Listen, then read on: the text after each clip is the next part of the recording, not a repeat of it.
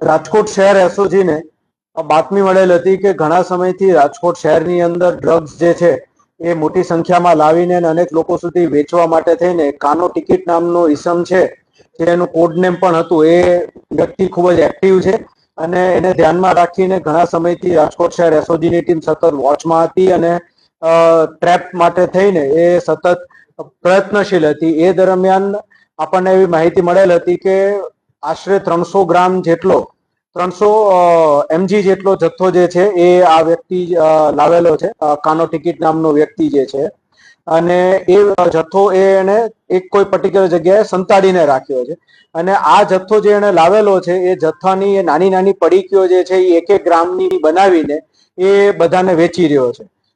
તેના આધારે રાજકોટ શહેર એસઓજીની ટીમ જે છે એને આખી ટ્રેપ ગોઠવી અને ટ્રેપ ગોઠવીને આ વ્યક્તિ જે છે એને અને એના સાગરીત સાથે, જેનું નામ છે હિતેન્દ્રસિંહ ઉર્ફે હકો કરી, એ બંનેને ઝડપી પાડ્યા છે.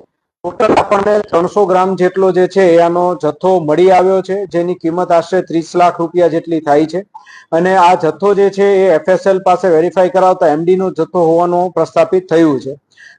આ વ્યક્તિ આશરે એકાદ વર્ષથી આપણા રાજકોટ શહેરની અંદર આ ડ્રગ્સ વેચવાનું કામગીરી કરતો હતો. છેલ્લા 14 વર્ષથી આ વ્યક્તિ પ્રોહિબિશનના ધંધામાં હતો અને અનેકવાર એની ઉપર કેસો પણ થયેલા છે, પાસામાં પણ જઈ આવેલો છે અને હવે એને છેલ્લા એકાદ વર્ષથી એમડી ડ્રગ્સ તરફેનું પોતાનું સિસ્ટમ બદલી હતી, કામગીરી બદલી હતી, એટલે તેને ધ્યાનમાં રાખીને રાજકોટ શહેર એસઓજી દ્વારા આ કેસ કરવામાં આવેલો છે. અત્યાર સુધીની પ્રાથમિક પૂછપરછમાં એ રાજસ્થાનથી લઈ આવતો હતો એવું એની કબૂલાત આપી છે. એ જે વ્યક્તિ પાસેથી લઈ આવ્યો તેની પણ હાલ તપાસ શરૂમાં છે અને એ સિવાય એના કોણ સાગરીત હતા કે જે આ મિડલમેન તરીકે કામ કરતા હતા અને ક્યાં ક્યાં વેચતો હતો એની પણ હાલ તપાસ શરૂમાં છે.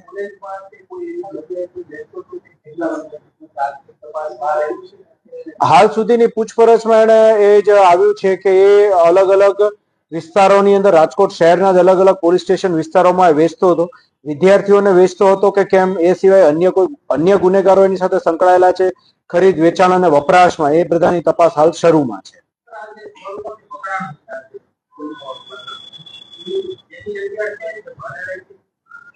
એને જે જગ્યાથી પકડાનું છે એ દુકાન એને ભાડે રાખેલી.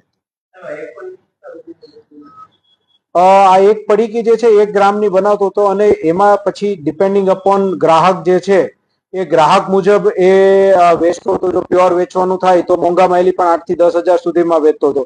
ઘણી વાર એ ભેળસેળ કરીને વેચતો હતો. એક પડીકામાંથી 5 પડીકી બનાવીને તો 1800 થી લઈને 2000 રૂપિયા સુધીમાં પણ વેચતો હતો.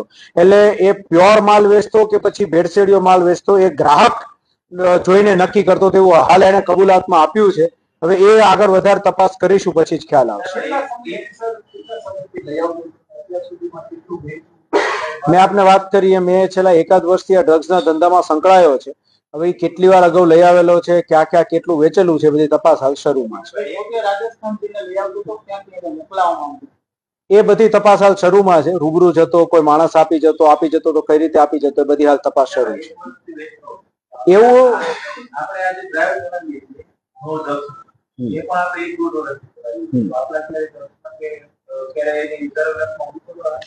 મેં આપને વાત કરીએ, અમારે ઘણા સમયથી આ વ્યક્તિ જે છે એ વેચી રહ્યો હતો, એટલે રડારમાં હતો અને એ મુજબ ટ્રેપ કરીને આપણે ગુનો દાખલ કર્યો છે.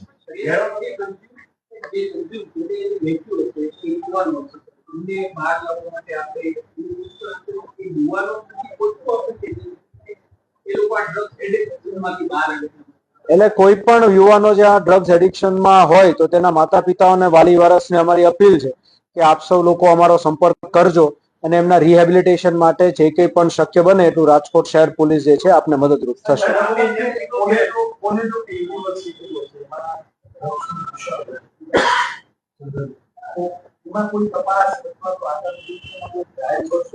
આપણે એનકોડની દર મહિને મીટિંગ થાય છે અને ખૂબ જ ગંભીરતાપૂર્વક લેવામાં આવે છે. એનકોડની મીટિંગમાં આપણે જેટલી પણ મેજર યુનિવર્સિટીઝ છે એને આપણે સાથે રાખેલી છે અને એ સીપી સરના અધ્યક્ષ સ્થાને થાય છે. તેમાં દરેકે દરેક યુનિવર્સિટીઝને અમે દરેક મીટિંગમાં એ માહિતગાર કરીએ છીએ કે આ પ્રમાણેનું દૂષણ ક્યાંય આપના ધ્યાનમાં આવે તો તાત્કાલિક અમને જાણ કરવી અને એના આધારે અમે લોકો આપ સૌ લોકોને મદદરૂપ પણ થઈશું. એટલે અવેરનેસ માટે આપણે હાલ આપ જોવા જઈએ તો છેલ્લા 1 વર્ષમાં રાજકોટ શહેર પોલીસ દ્વારા ડ્રગ્સ અવેરનેસના અનેક કાર્યક્રમો કરીને જે અમારી પાસે ડેટા છે એ મુજબ આપણે 2 થી સવા 2 લાખ લોકોને છે શપથ લેવડાવેલા છે. તો એ પ્રવૃત્તિ પણ રાજકોટ શહેર એસઓજી કરી રહી છે. એટલે યુવાધન આના રવાડે ન ચડે એના માટે થઈને સૌ લોકોએ ખાસ એલર્ટ રહીને, ખાસ કરીને વાલી વારસોએ આ બાબતે સતત ધ્યાન આપી પોલીસ ડિપાર્ટમેન્ટનો પણ સંપર્ક કરવો જોઈએ અને તે ઉપરાંત એમના રિહેબિલિટેશન માટે હેલ્થ વિભાગનો પણ સંપર્ક કરવો જોઈએ.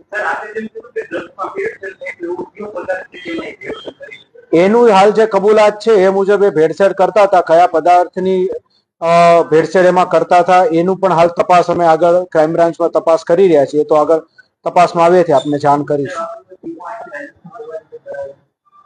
તપાસના કામે જ્યાં જવું પડે ત્યાં તમામ જગ્યાએ જઈશું.